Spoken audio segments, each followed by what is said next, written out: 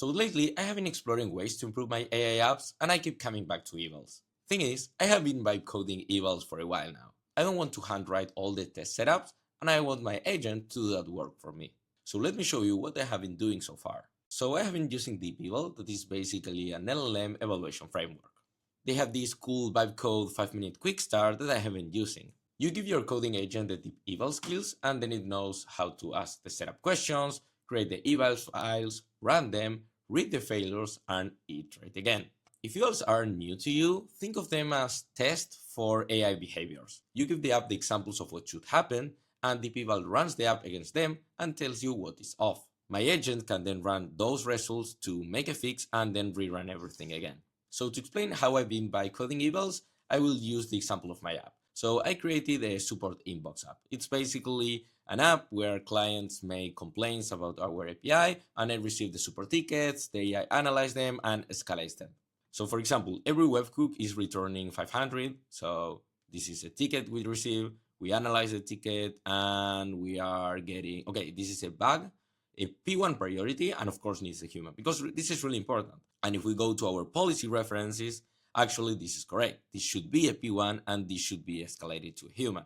But let's check with another ticket. For example, urgent, need key rotation now, API keys. So it's basically a user asking for a key rotation.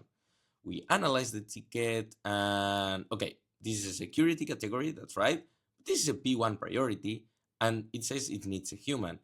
Not sure a key rotation actually needs a human. So we go to policy references, we check it, and this is actually a pre-free, and it should redirect directly to our docs. Because again, this is a key rotation, it doesn't need human support.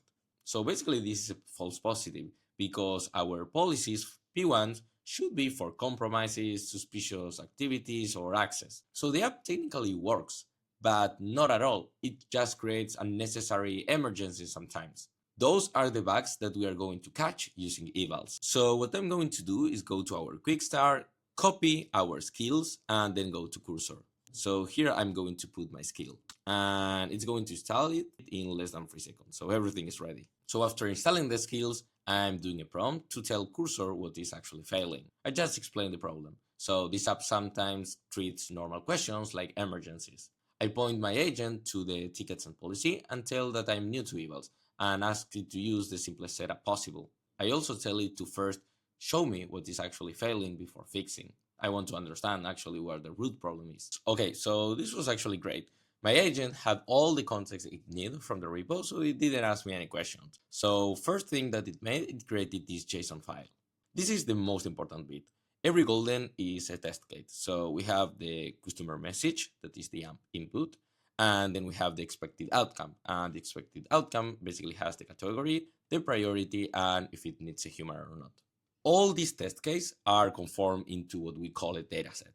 You can think of a dataset as the checklist this feature needs to pass before I ship a prompt update. The app does not learn from these examples. They are the regression cases I used to check whether the app got better or worse. We have every type of case here. So normal how-to questions, real incidents, and the annoying cases right in the middle. We also have the test evals file. This file is basically about metrics. DeepEval has more than 50 built-in metrics, so I'm going to keep this simple. So here we are importing the two different metrics. So the first one is exact match, and the app output is reduced to 3 routing fields. We have category, priority, and whether if it needs a human or not. DeepEval basically compares the 3 different values with the expected results from the goldens. The values either match or not match. That's why the threshold is 1. Either all 3 are correct or none of them are.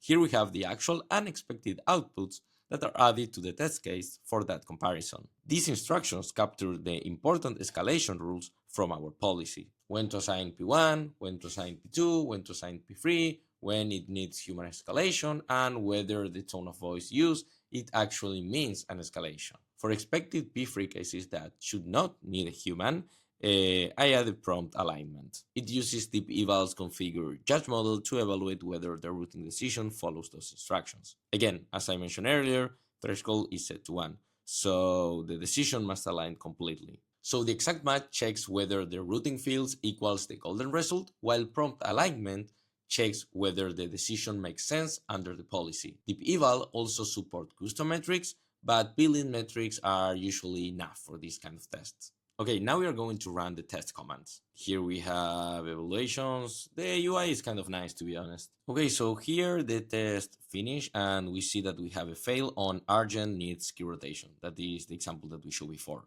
We also have a fail on deleting an API key nobody uses. Here we have the 4 different fails. Okay, so here we have the test case and why it failed. It got a prompt alignment score of 0.2, and the reason is that the score is 0.2 because the output captures only a weak surface signals from the request, but it misses the key infrastructure pattern in several important ways. And here the deeper escalation. Okay, now that we have a fail test, we can send a message to Cursor to use this fail case information that we have and try to fix it.